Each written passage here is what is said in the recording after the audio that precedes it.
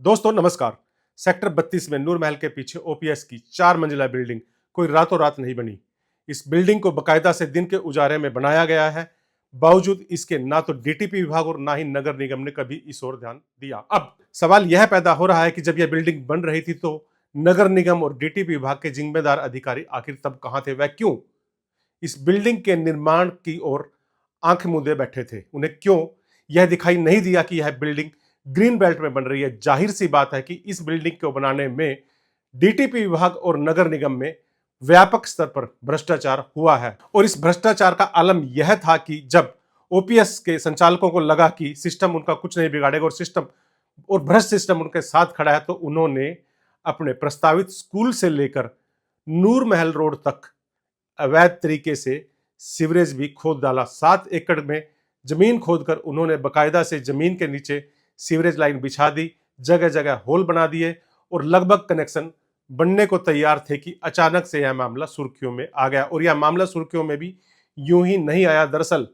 DTP विभाग और नगर निगम के अधिकारियों की एक छोटी सी चूक ने इस पूरे भ्रष्टाचार को उजागर कर दिया। दरअसल हुआ यह कि डीटीपी विभाग और नगर निगम विभाग ने ओपीएस की इस बिल्डिंग को सुरक्षित करने के लिए इस बिल्डिंग के आसपास जो छोटे छोटे निर्माण थे उन्हें अवैध करार देते हुए उन्हें ढहा दिया। और यहीं से डीटीपी विभाग और नगर निगम की पोल खुलना शुरू हो गई। पत्रकार देवेंद्र गांधी ने डीटीपी की भूमिका पर सवाल खड़े करते हुए आरोप लगाया कि डीटीपी भ्रष्टाचार में लिप्त है। उन्होंने बाकायदा से दावा किया कि उनके पास ऐसे डिजिटली एविडेंस हैं और इन एविडेंस के आधार पर उन्होंने विजिलेंस और अन्य जांच एजेंसियों को एक शिकायत भी दी है।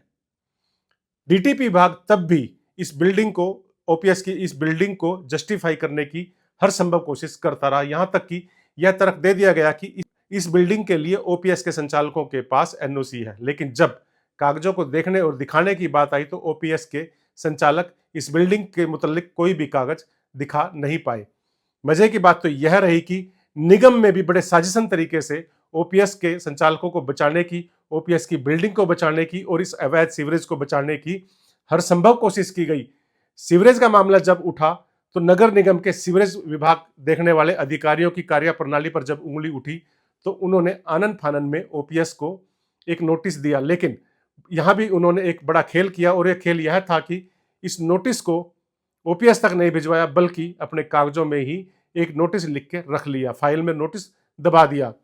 लेकिन जब मामला बढ़ा तो अधिकारियों ने तो इस नोटिस को ओपीएस के संचालकों को दिया गया और इसके बाद 2 दिन का समय दिया गया था और 2 दिन के भीतर भीतर जब ओपीएस के संचालक नगर निगम के सामने सीवरेज को लेकर कोई वैध दस्तावेज दिखा नहीं पाए तो नगर निगम ने सीवरेज को ढहाने की तैयारी शुरू कर दी। लेकिन यहां भी फिर जिम्मेदार अधिकारियों ने, भ्रष्टाचार में लिप्त इन अधिकारियों ने एक खेल किया और खेल यह किया कि जैसी अर्थ मूविंग मशीन को मौके पर तो लेके गए लेकिन सीवरेज का मात्र 5 फुट टुकड़ा ही तोड़ा।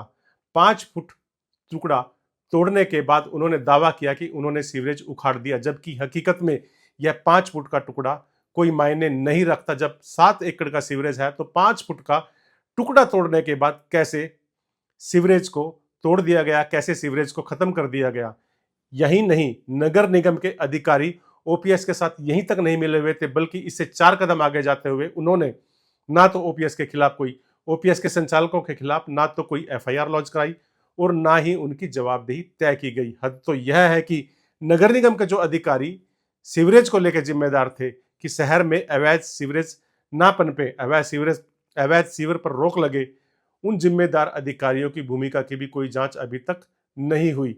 ना ही किसी स्तर पर यह देखने की कोशिश की गई कि जब 7 एकड़ का सीवरेज खुद रहा था तो नगर निगम के वह अधिकारी आखिर तब कहां थे। जाहिर सी बात है कि किसी न किसी स्तर पर यह लोग भ्रष्टाचार में लिप्त थे या फिर किसी दबाव के चलते ओपीएस के संचालकों की मदद कर रहे थे। इस बात में कोई शक, कोई गुंजाइश, कोई भी डाउट या किसी तरह का संदेह नहीं होना चाहिए। मुझे लगता है कि नगर निगम के जो अधिकारी इस सीवरेज के लिए जिम्मेदार हैं उनकी भूमिका की जांच होनी चाहिए। इतना ही नहीं, उनकी संपत्ति की भी जांच होनी चाहिए ताकि यह पता चले कि शहर में अवैध सीवरेज और अवैध कॉलोनियों की आड़ में इन भ्रष्ट अधिकारियों ने, इन भ्रष्ट कर्मचारियों ने कितनी उगाही की है और इससे कितनी संपत्ति अर्जित की है। डीटीपी विभाग तो इससे भी 2 कदम आगे है। डीटीपी विभाग ने शुरुआत में यह कोशिश की कि यह पूरी तरह से बिल्डिंग वैध है और उन्होंने इस बिल्डिंग को, ओपीएस की इस बिल्डिंग को, 4 मंजिला बिल्डिंग को जस्टिफाई करने में कोई कसर नहीं छोड़ी। यहां तक कि जब निगम ने ओपीएस की बिल्डिंग को लेकर एक नोटिस ओपीएस संचालकों को दिया, तब डीटीपी विभाग अब चुप्पी के खोल में घुस गया है और डीटीपी विभाग की ओर से इस पूरे मसले पर अब न कोई प्रतिक्रिया दी जा रही है और ना ही कोई कार्रवाई अमल में लाई जा रही है। निगम की ओर से भी ओपीएस के संचालकों को जो नोटिस इस बिल्डिंग को लेकर दिया गया है, उस पर अभी तक कोई कार्रवाई नहीं की। हालांकि 7 दिन का जो वक्त दिया गया था वह वक्त खत्म हो चुका है, उसकी अवधि खत्म हो चुकी है। इतना ही नहीं, नगर निगम ने दावा यह किया है कि यह बिल्डिंग ग्रीन बेल्ट में है और वास्तव में अगर यह बिल्डिंग ग्रीन बेल्ट में है तो यह बहुत बड़ा अपराध है, बहुत बड़ी अनियमितता है, जिसकी अनदेखी नहीं की जानी चाहिए। क्योंकि ग्रीन बेल्ट में बिल्डिंग खड़ी करने का मतलब है कि पूरे शहर के इकोसिस्टम को खत्म करना, जो हरियाली का इकोसिस्टम है उस पर कुठाराघात करना। और किस तरह से, अगर निगम की बात सही है तो हम समझ सकते हैं कि किस तरह से नगर निगम शहर की ग्रीन बेल्ट को बचाने में भी नाकामयाब साबित हो रहा है। नगर निगम के नोटिस से पता चल रहा है कि यह बिल्डिंग ग्रीन बेल्ट में है, तो फिर नगर निगम के अधिकारी अब किसका इंतजार कर रहे हैं?